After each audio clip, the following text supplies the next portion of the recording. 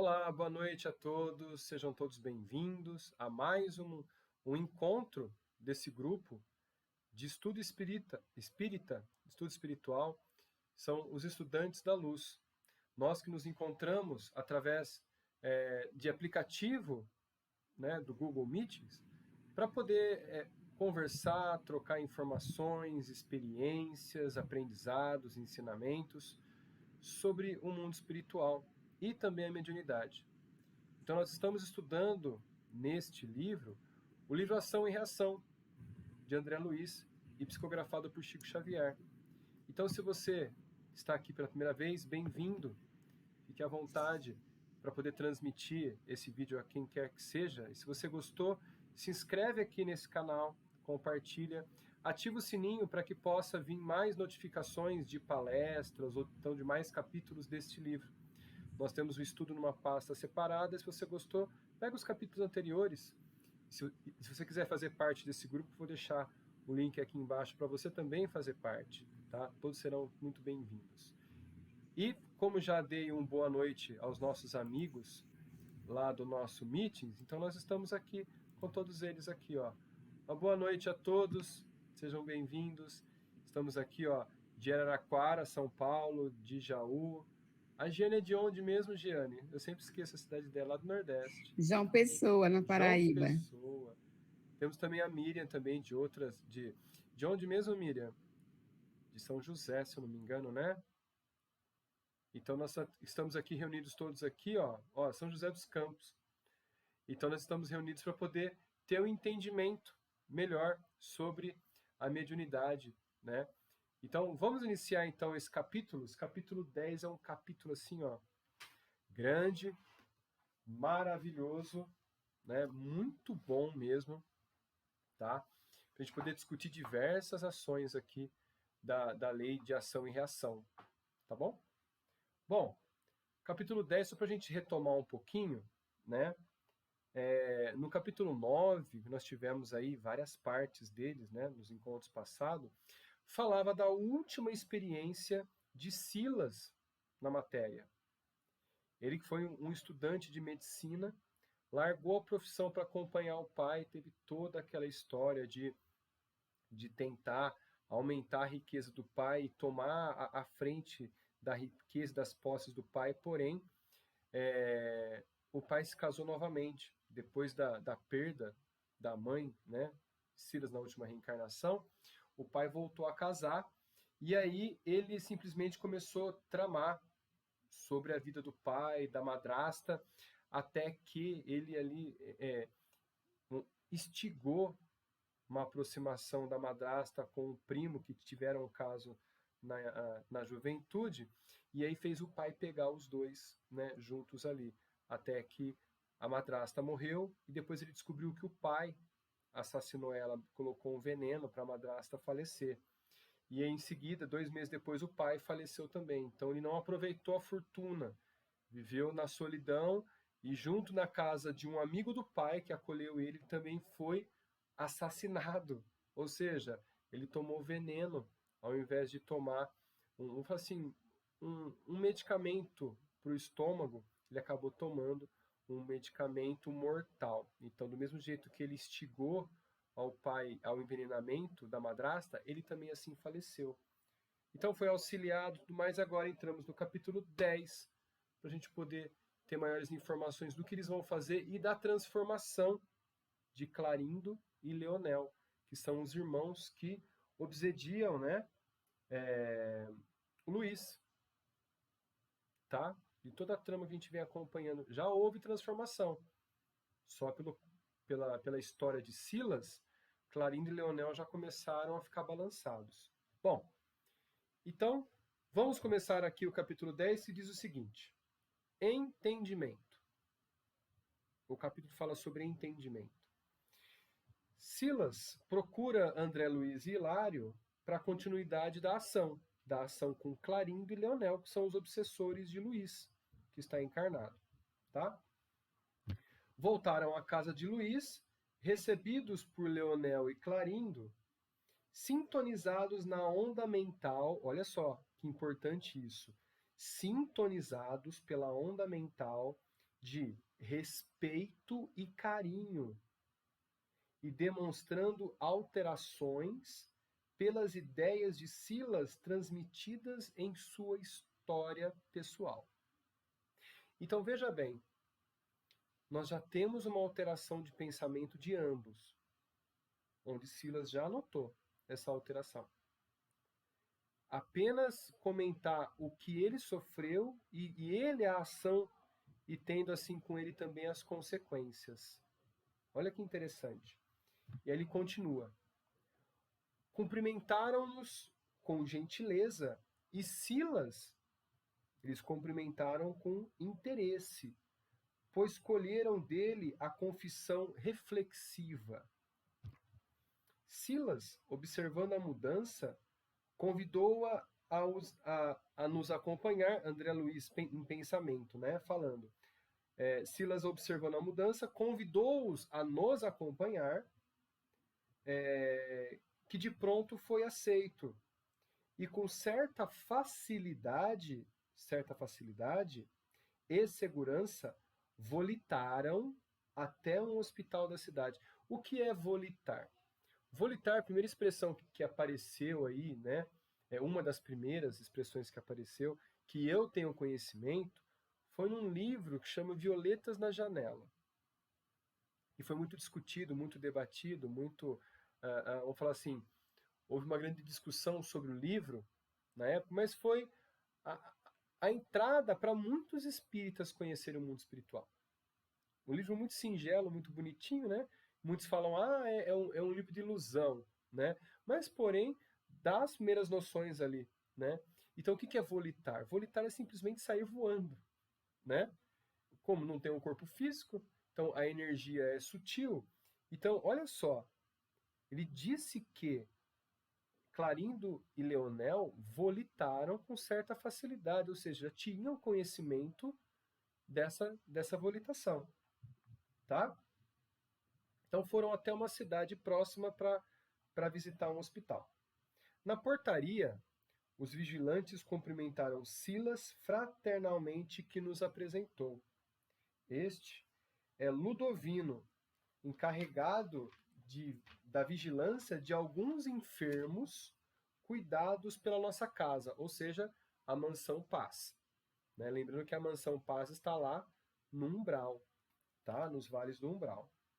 Abraçando Silas, perguntou: e nossa irmã Laudemira?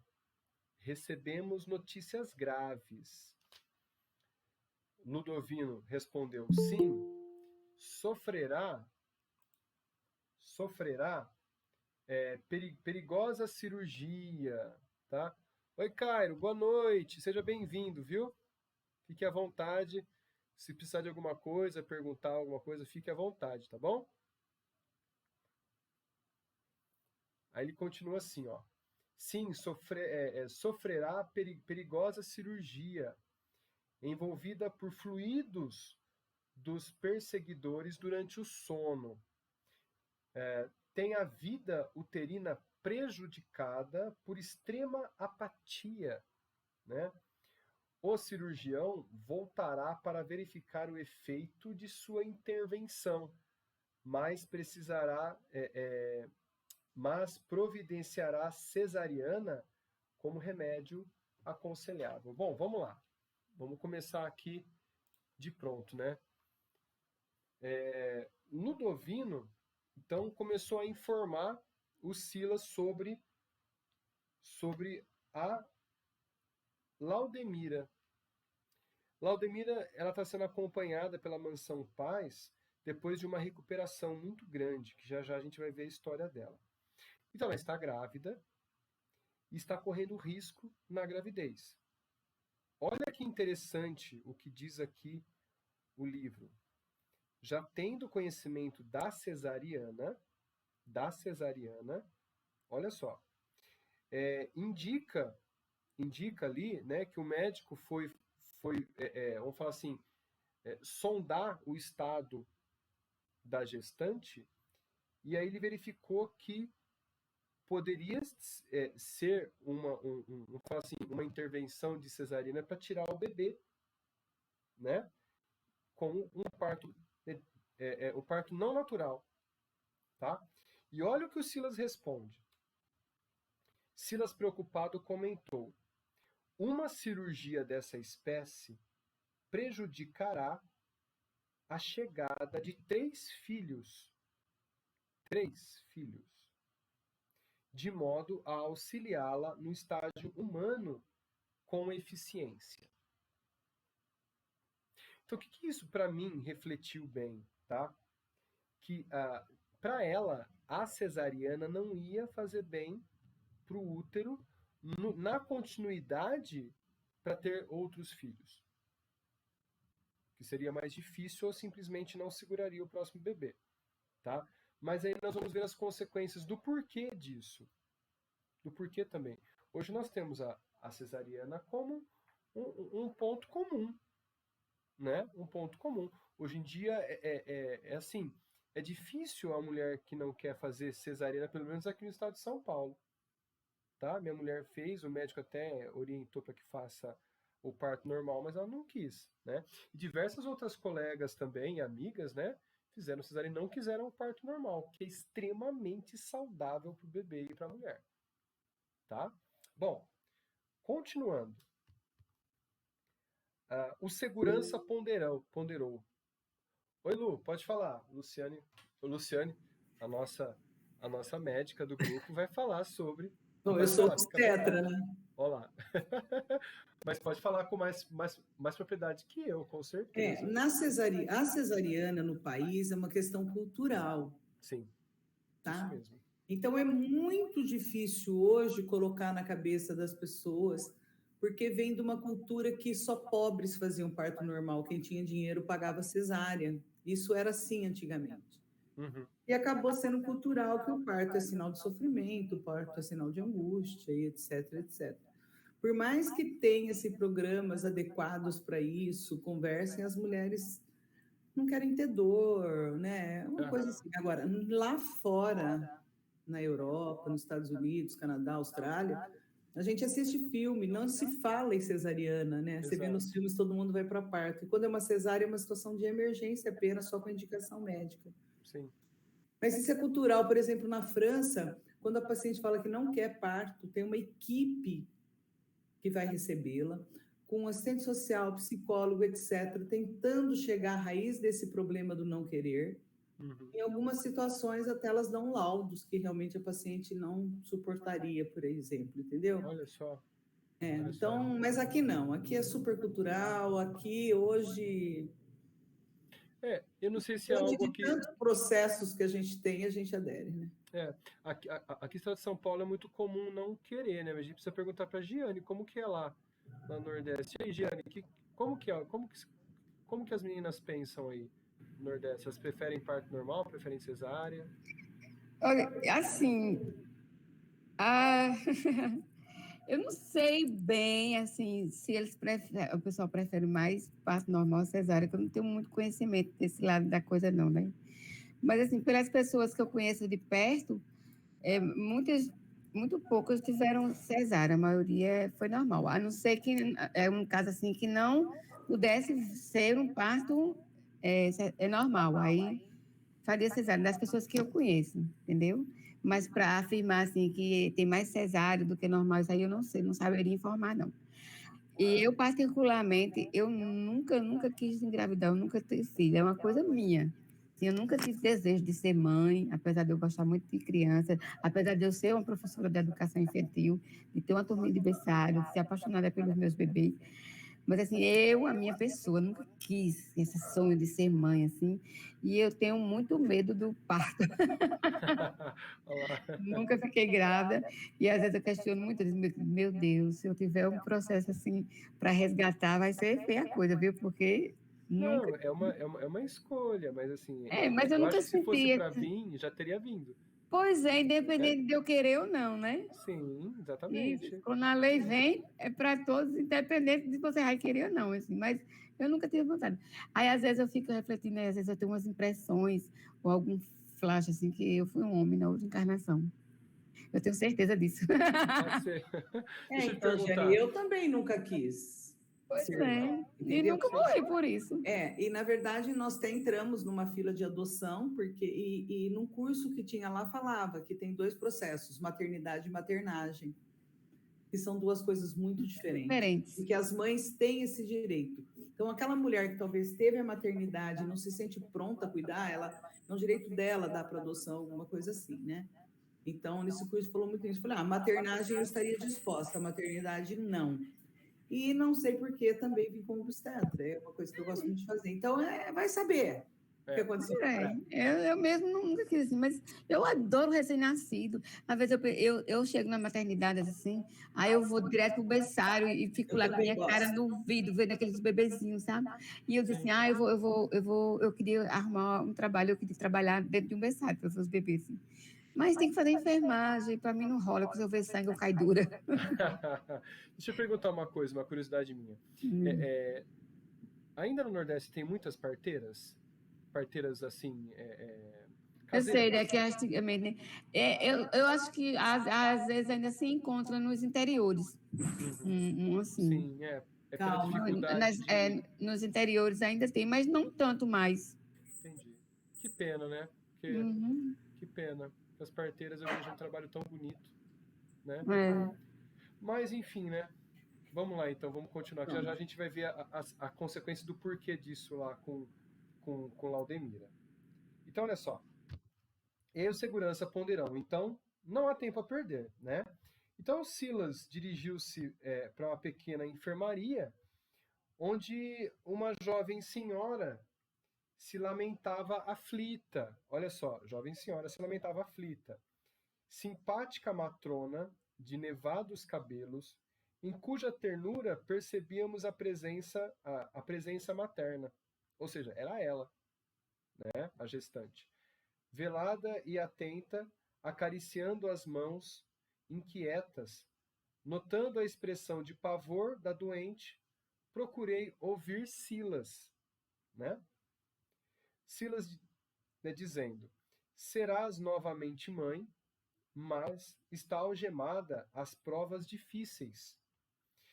Ficou muito tempo na mansão antes de retornar ao campo da carne, sempre vigiada por inimigos que criou em outro tempo, quando sua beleza física compliciou os crimes.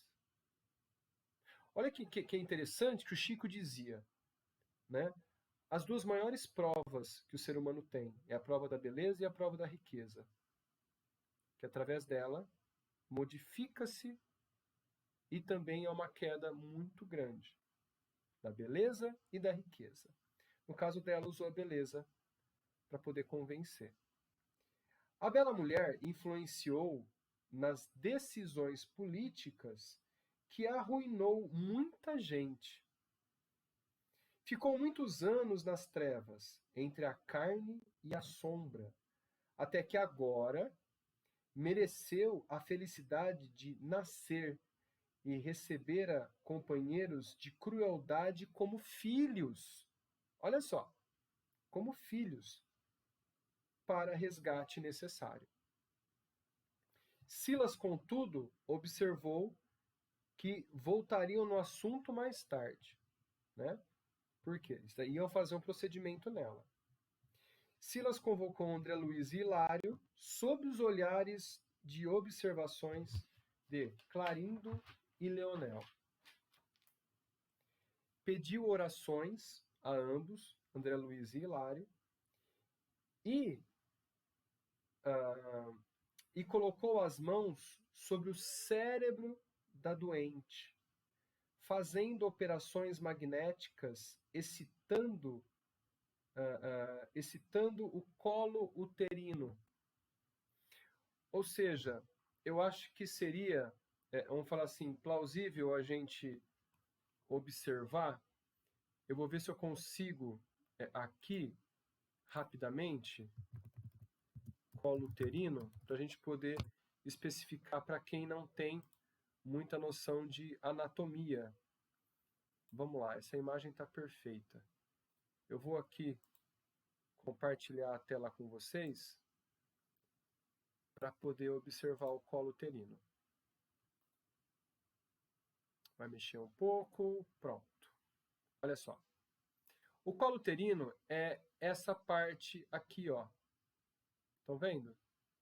Essa região aqui, ó. Então, ele simplesmente está fazendo o procedimento magnético para que possa, de alguma forma, dar continuidade à gestação ou ao parto. Então, com as mãos sobre o cérebro, ele começou a mentalizar e fazer um procedimento no colo uterino. Olha que interessante, tá? Então, eu vou continuar mesmo com essa imagem aqui para a gente poder observar, tá bom? Ele continua assim, ó. Substâncias leitosas como a neblina leve irradiava das mãos, se espalhando sobre os escaninhos do aparelho genital. Ou seja, então dessa região aqui, ó, da genitália, né, da paciente ali, no caso, Laudemira, essa névoa começou a entrar nessa região e começou a tomar conta de todo o aparelho reprodutor interno dela aqui, ó, do útero, tá? Desse canal vaginal e da parte uterina aqui dentro, tá bom? Alguns minutos se passaram e o útero iniciou contrações. Olha que maravilha! Então ele começou a contração para quê? Para poder fazer o parto, no caso ali, tá bom? Iniciou contrações que aumentaram intensamente. Silas, atencioso, controlou a evolução do parto até a volta do médico, que sorriu satisfeito, o médico, né, da Terra, sorriu satisfeito, descartando a cesariana. Olha que interessante. Então eles naturalmente colocaram uma energia para que o útero tivesse forças para iniciar a contração. Ele não comenta se tem um bebê aqui dentro, mas ele fala que começou a contração e descartou a cesariana, ou seja, vai ter um parto ali, um parto natural, tá? Vamos parar, interromper o compartilhamento aqui. Pronto. Então, assim, oi Lu, pode falar. Me dá a impressão, quando que nós comentamos que foi essa época aí que a gente... Nós fizemos uma conta no último sexta, que época que era essa, mais ou menos? A época dele era, dessa aqui deve ser 1950, 60, né? Porque acho que foi após a Segunda Guerra. Porque o primeiro filme, o primeiro livro, né, Nosso Lar, ocorreu durante a Segunda Guerra Mundial. Uhum. Eu acho que foi 50, 60, se eu não me engano. Tá, esse é o 8º livro da série. Isso. Então, porque, na verdade, o que acontecia antigamente? As mulheres que não tinham contrações, né? Ficava aquele lenga-lenga e acabava não evoluindo, e a criança acabava... Então, eu acho que hoje não, hoje nós temos medicamentos para que isso ocorra. Sim. A minha mãe fala que quando eu fui nascer, ficou lá aquele tempo todo enrolando as contrações, que ela não tinha dor. É um negócio louco, a minha mãe contou. E no meu irmão, 4 anos depois, que já usou uma medicação, uma injeção que fez ela ter contração. É o hormônio ocitocina, né, que eles injetam, exatamente. Né? Então, o que parece que acontece? Então, naquele tempo ficava nisso, se ela não tinha contração. Dá uma impressão que ele fazendo isso, ele estimula a hipófise, estimula as glândulas todas do organismo, e aumenta a produção de ocitocina para que dê as contrações e uma ocorra dilatação. E favoreça o colo do útero para que ele dilate. Né? É isso mesmo. Eu só queria saber como ele faz isso, queria tanto saber. Deixa eu fazer um parênteses aqui, ó. A Nayara chegou, bem-vinda, a Sheila também, boa noite, bem-vindos, tá? Lu, eu acho que eu vou colocar aqui para a gente poder ver aonde foi, eu vou até compartilhar com vocês de novo, para a gente poder ver aonde foi essa a mentalização dele, que foi no cérebro, né? Porém, a gente vem para o cérebro para cá, ó. vou colocar encéfalo, não, vou colocar, desculpa, encéfalo, eu ia colocar sistema nervoso central. Mas eu vou colocar, opa, tem um S aqui sem querer. Olha aqui, ó. Essa partezinha aqui, vamos aumentar esse encéfalo aqui, ó. Essa bolinha aqui no meio é a hipófise. A hipófise, ela tem duas partes. Ela tem a parte frontal, que é a adenohipófise, e a parte posterior, que é a neurohipófise. Se a gente pegar aqui essa imagem, os olhos estão aqui, ó, aqui na frente, aqui pertinho da bolinha do 1. Tá vendo? Então, a neurohipófise ela é responsável em liberar 2 hormônios. A oxitocina e tem mais uma. A ocitocina e o ADH. O ADH? Isso. Eu acho que isso. É o hormônio antidiurético. É isso mesmo. A oxitocina e o antidiurético. Então, ambos vão fazer efeito na parte muscular. E a ocitocina vai direto no útero. Então, se ele estava com a mão no cérebro, já tinha esse conhecimento. Olha que interessante já, né? Não é que tinha o conhecimento, já sabido que estimulando a hipófise, aumentando, que nem a Luciane falou, né? Aumentando aqui a ocitocina e foi fazer efeito lá no útero para poder começar as contrações, tá? A ocitocina também é chamada de hormônio do amor, né? É. Porque... Ele é produzido, liberado durante o sexo, inclusive. Exatamente. E aí depois que a mulher tem o bebê, mesmo ela com vamos falar assim, com a depressão durante a gestação ali, né? Que eu já vi isso, né? Uma amiga minha não queria ter filho mesmo grávida, não queria. Eu falei, espera nascer que você vai ver. Ela teve parto normal. E a hora que colocou o filho no braço, ela já se apaixonou de pronto. Ou seja, muita ocitocina banhando o corpo dela e ali já fez o efeito do amor ali mesmo, né? O efeito do amor e da paixão, tá? Então é isso mesmo, Lu. Outra coisa é que estimulando o colo do útero, de algum modo, você aumenta a produção de prostaglandinas e as prostaglandinas também induzem as contrações. Eu acho que o colo do útero quis dizer isso, né? Uhum. E, na verdade, ele sabia o que ele estava fazendo. Ele fez o papel da ocitocina exógena que não tinha no tempo, que hoje a gente põe no soro, mas as mulheres correm, elas não têm noção do benefício disso. Sim, exatamente. Giane, pode falar. Fique à vontade. Eu ia dizer assim, a Luciane, já que ela aprendeu aí nesse estudozinho, de repente um passe de auxiliá-lo. Sim. É muito complicado. Eu faço muito isso e às vezes as coisas estão difíceis e eu falo, para tudo. O pessoal que trabalha com meus residentes, tudo, eu falo, vamos energizar? Aí eu coloco a mão, falo que é uma energização, sabe? Uhum. E às vezes acontece alguma coisa, elas falam, Lu, energiza um pouco, entendeu? Mas já compreenderam que tem alguma coisa. Que no outro dia eu estava com uma mãezinha chorando muito, que morreu o neném, você vai... Então, você dá um abraço e, sem querer, você põe a mão sobre a cabeça dela, disfarçando isso, mas você consegue, mas tem que disfarçar muito. Não é uma coisa que você pode chegar e fazer, não. A gente tem que se resguardar, porque a gente tem as culturas religiosas, né? E a gente sabe dos preconceitos, né? Que nem até a gente comentou, eu e a Ana Heloísa aqui na semana passada, o que aconteceu lá com a pessoa que estava passando mal, e a gente energizou a pessoa e ela falou, pelo amor de Deus, não é espiritismo não, né?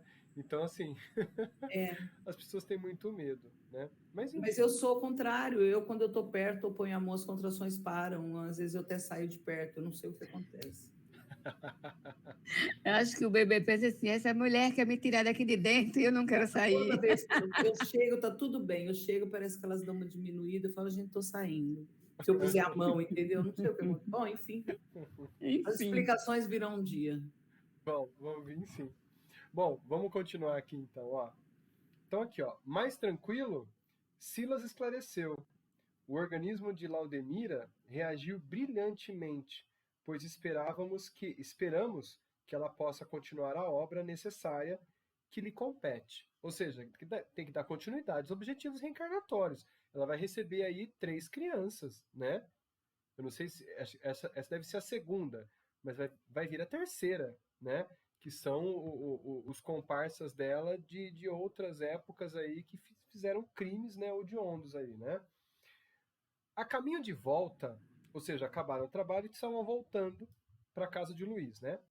A caminho de volta, Leonel perguntou respeitoso se os trabalhadores que se dedicavam tinham alguma preparação para o futuro. Olha a pergunta de Leonel. Leonel, obsessor. Lembrando que eles deram uma aula de espiritismo, né, há uns 2 capítulos atrás, de como insuflar e como levar à perdição de alguém através só inspirando as ideias. Olha que interessante. E ele já perguntou agora aqui, observando as ações de Silas, mesmo contando a história dele agora, opa, peraí, isso aí é alguma preparação para o futuro? Então já tem uma noção de alguma coisa. Então, para isso, a gente vai dar continuidade aqui, basicamente, a leitura do nosso PDF, que foi muito, muito interessante aqui, ó. Opa, deixa eu colocar para cá. Não é esse. Deixa eu ver aqui. Pronto, é esse aqui. Vamos mudar a câmera. Pronto, apareceu o PDF para o pessoal. Ótimo. Então, olha que interessante aqui, ó.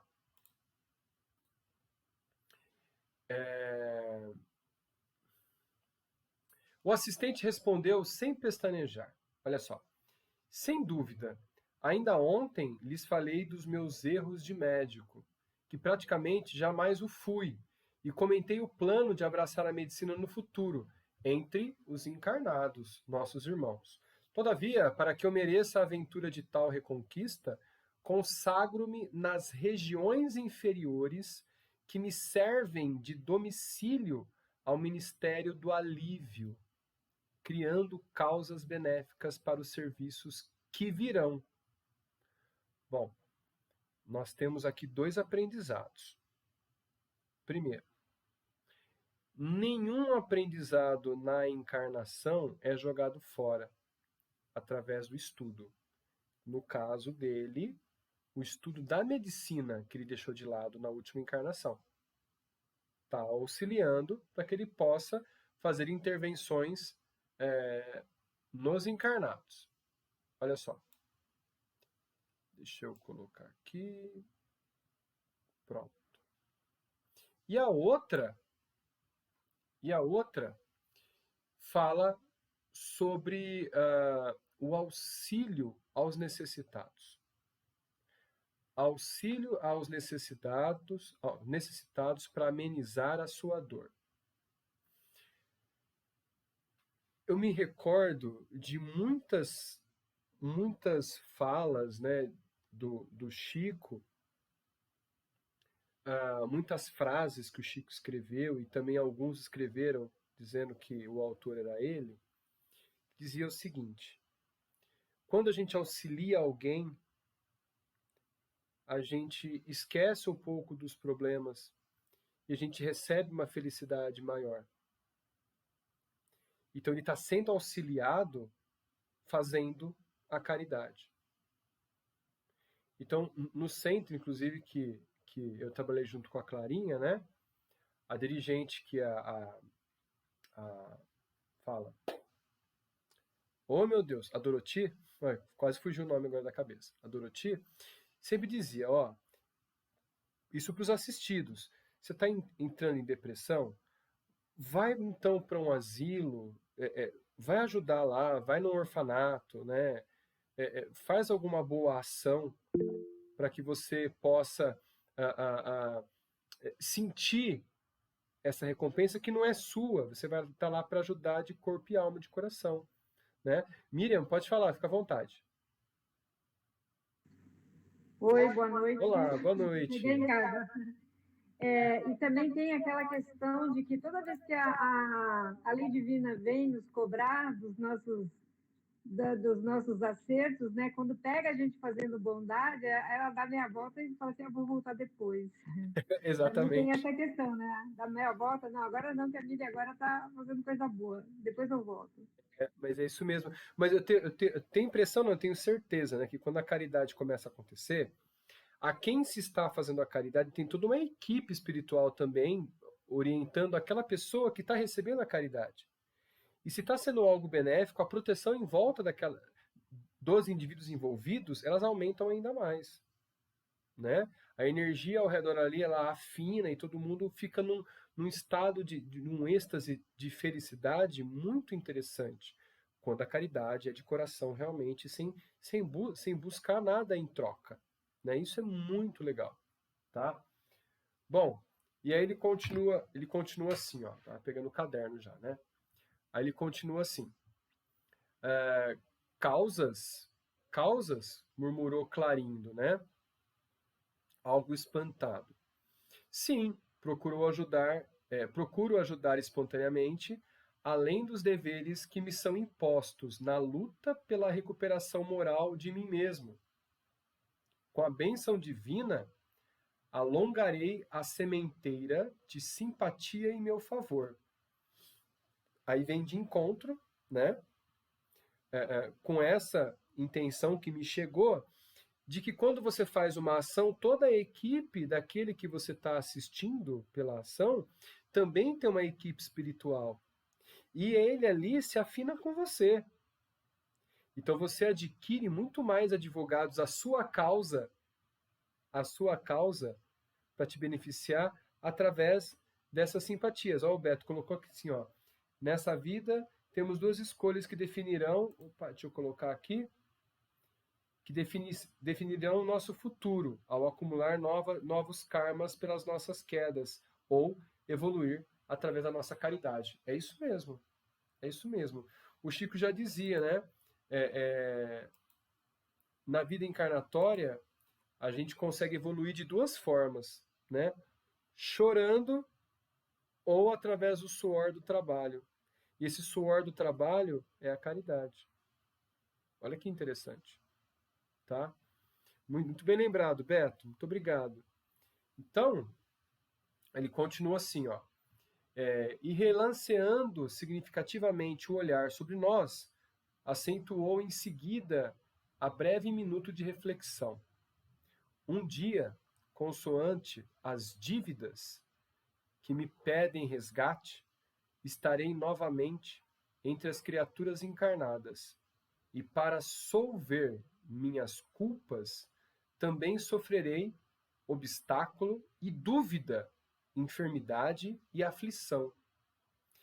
Que mãos caridosas e amigas que me amparem daqui, em nome de Deus, porque isoladamente ninguém consegue vencer.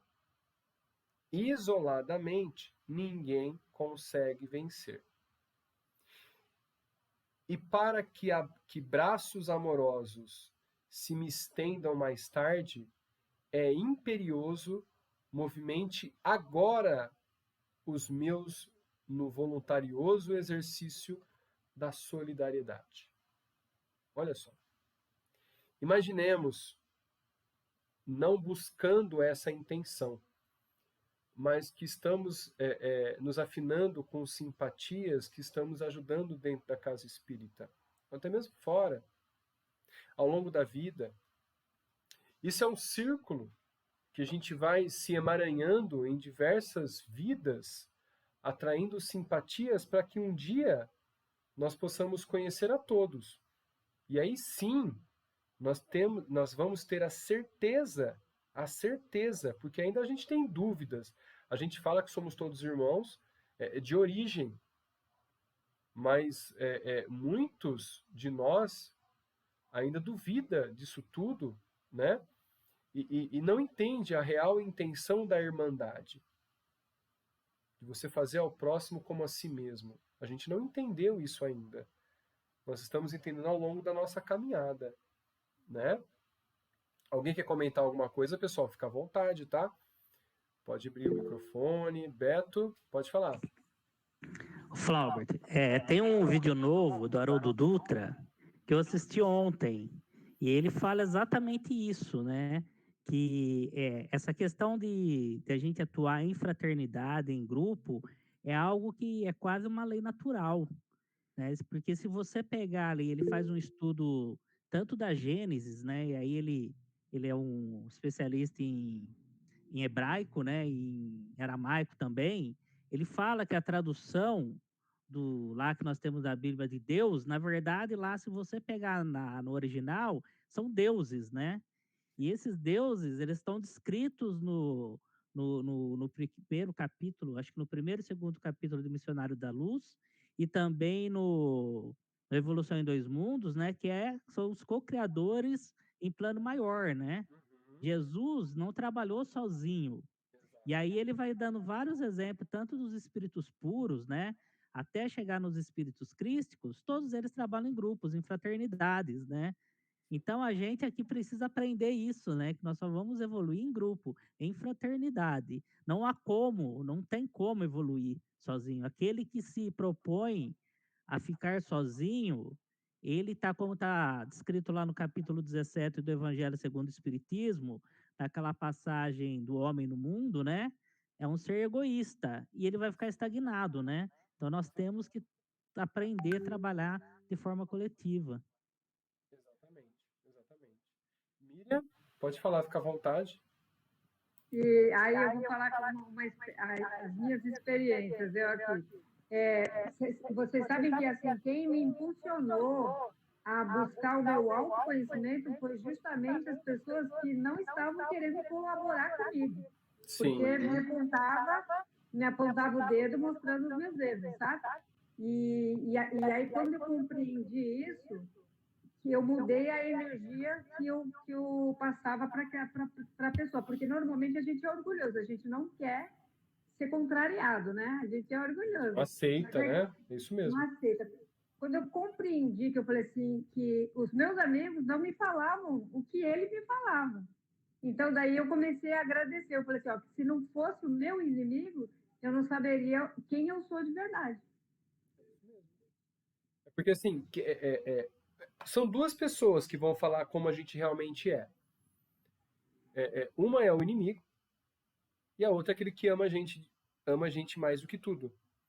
É por isso que assim, eu chamo a família de o altar sagrado. Porque, assim, quem mais que o nosso companheiro vai falar quem a gente realmente é? Não tem como. E, assim, a gente briga por orgulho. Mas tá falando a verdade, quer a gente bem, tá falando aquilo porque quer que a gente mude para melhorar a relação e para melhorar a pessoa mesmo também. Não é? Então, assim, o eremita, aquele que vive sozinho, ele vai estar estagnado, como o Beto falou, realmente, né? Lá no capítulo 17 do Evangelho. Ele não vai para frente nem para trás.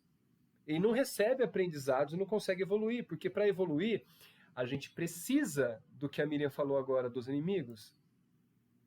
Nós precisamos desses entraves para evoluir, que eu chamo de desafio evolutivo, que é um pouco mais chique, né, você falar.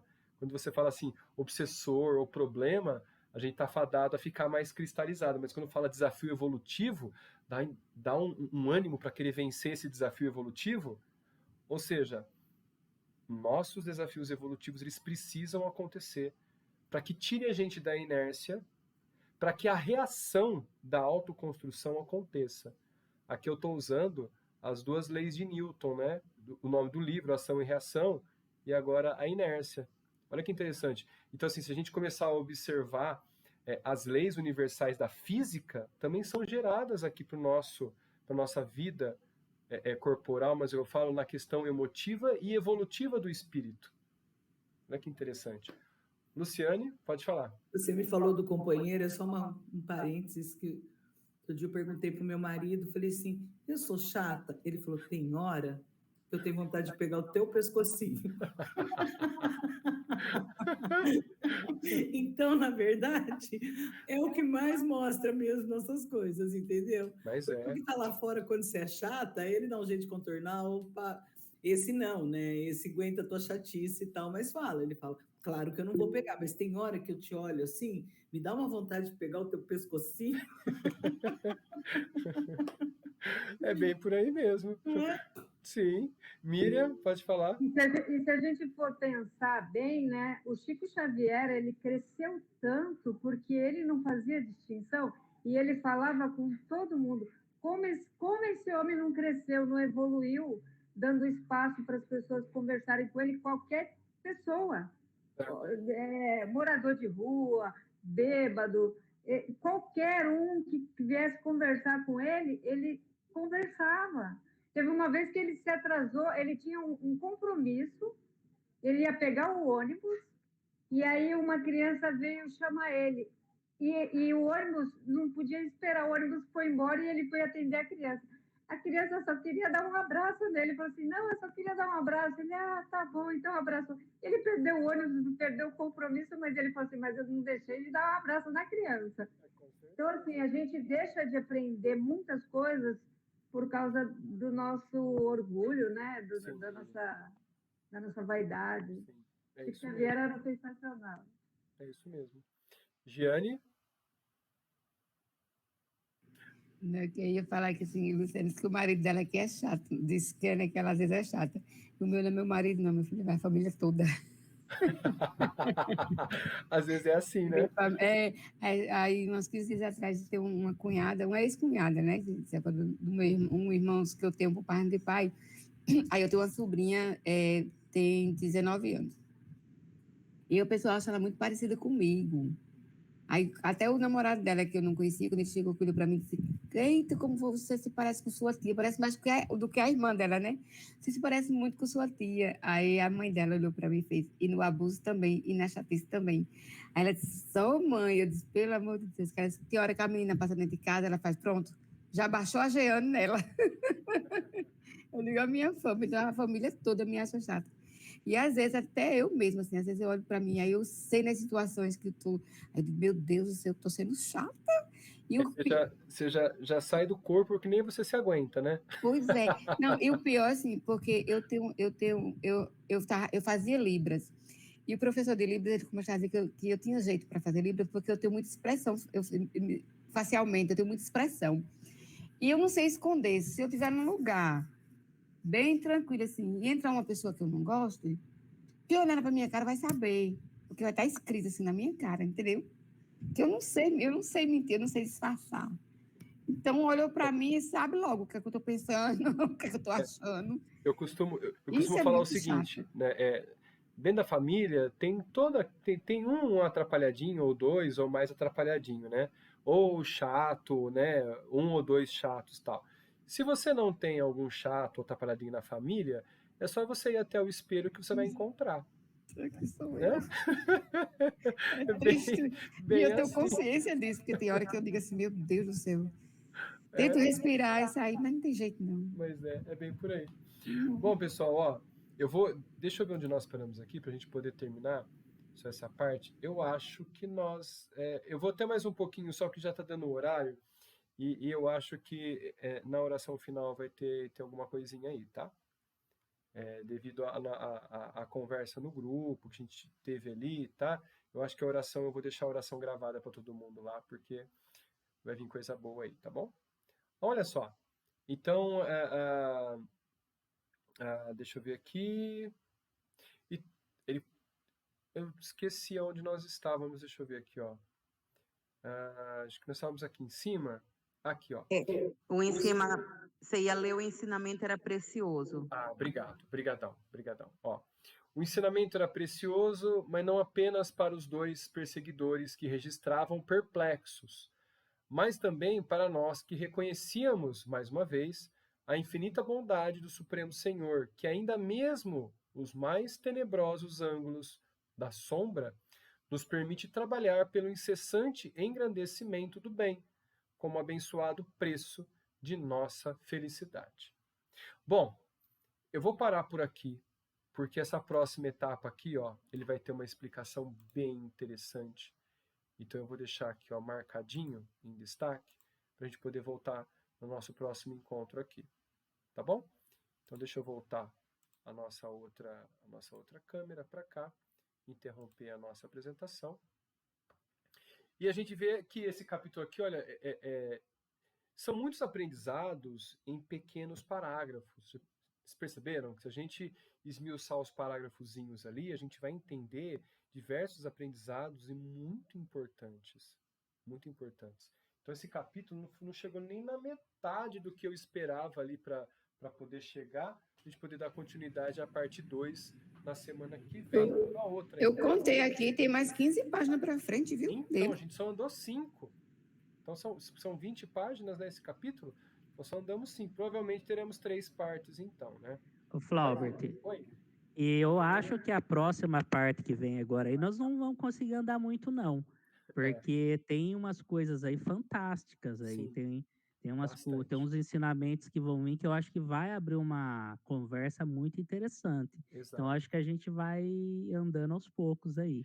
Exatamente. E você sabe que assim, ó, eu estudo de 2 formas, né? Primeiro eu ouço o audiolivro, né? Que dá 20 minutinhos, 23 minutinhos o audiolivro, né? O capítulo do audiolivro.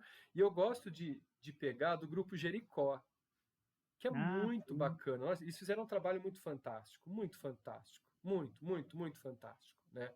Tem vários livros lá que eles colocaram, né? Muito bom.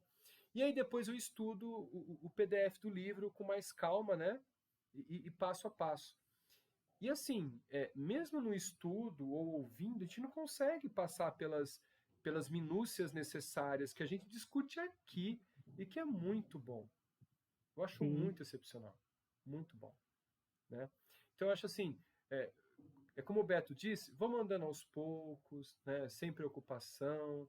Né? A geração, infelizmente, que a gente está acompanhando, eu como educador, a gente chama de geração TikTok, porque dura a atenção durante 15 segundos dos mais jovens.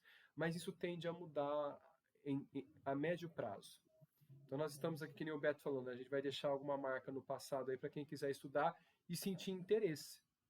Né? Quem sentir interesse. Porque a nossa importância é divulgar, né? Apenas divulgar o espiritismo, divulgar o entendimento e o ensinamento que é trazido para a gente, né? O Flaubert, só fazer outro comentário, né?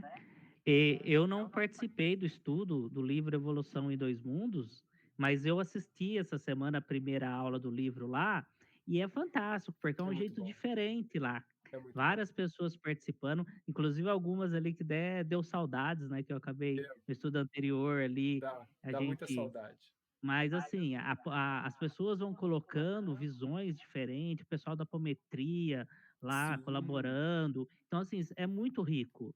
Sim. Né? Acho que não tem como um estudo sozinho, você ouvindo, lendo o livro, não tem a mesma quantidade de aprendizado que tem É verdade. num grupo de estudo. E ó, detalhe, viu?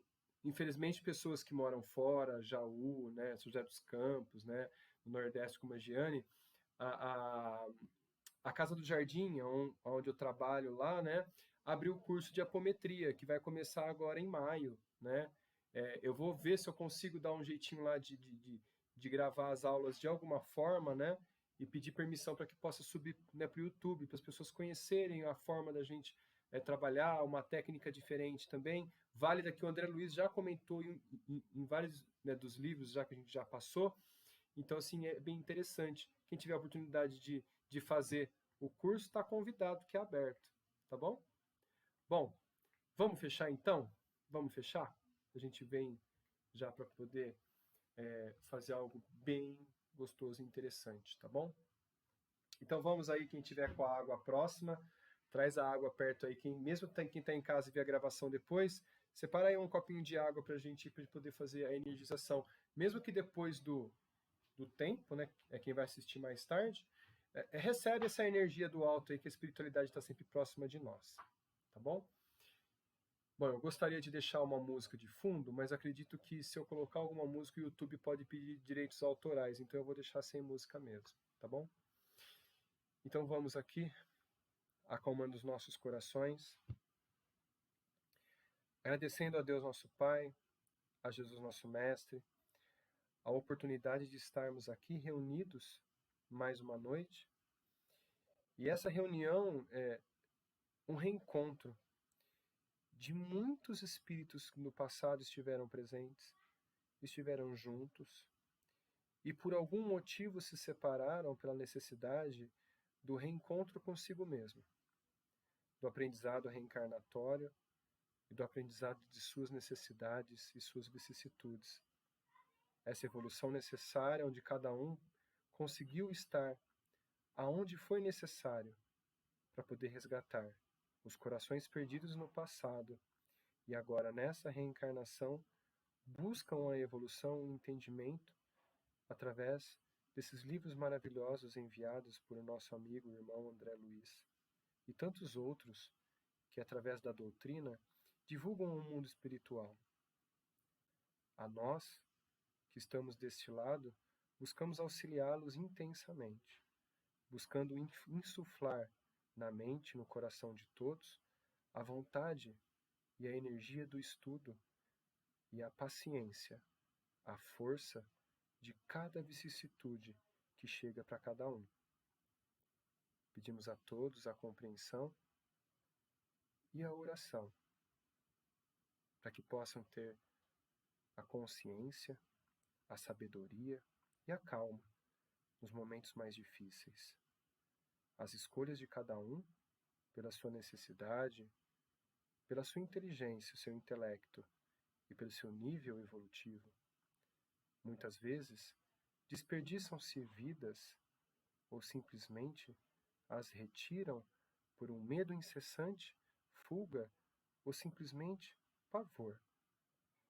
Mas a divindade é tão benevolente, tão próxima e tão grande, que são todos amparados, são todos acolhidos e são todos enviados a novas chances, que ao regaço do Pai estão presentes no trabalho de si mesmos. A todos nós que estamos aqui acompanhando, pedimos que tenham paciência, perseverança, que tenha fé no coração e, mais que isso, a certeza de que todos esses corações vão estar bem e estar próximos de nós. A cada dia que passa, a cada necessidade, a cada evolução, a cada reencarnação mesmo que rápida, mas são estágios necessários da benevolência do amor divino, que busca resgatá-los de uma forma tão impressionante e amorosa, que em breve estaremos todos juntos, unidos, na ceia da fraternidade e do amor. Que todos possam ter a paz no coração, ter a calma e a esperança, seguindo os passos de Jesus, tendo a certeza que seu braço forte e amigo está nos amparando hoje e sempre. Assim seja, assim seja. Pai nosso, que estais no céu, santificado seja o vosso nome, venha a nós o vosso reino, e seja feita a vossa vontade, assim na terra como em toda parte, na espiritualidade.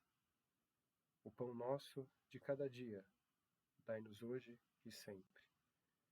Perdoa, Pai, as nossas ofensas, assim que através da evolução vamos perdoando os nossos irmãos que nos ofenderam. Não nos deixes, Pai, cairmos em tentações, e livra-nos de todos os males, hoje e sempre. Que assim seja, que assim seja. Abençoada noite a todos.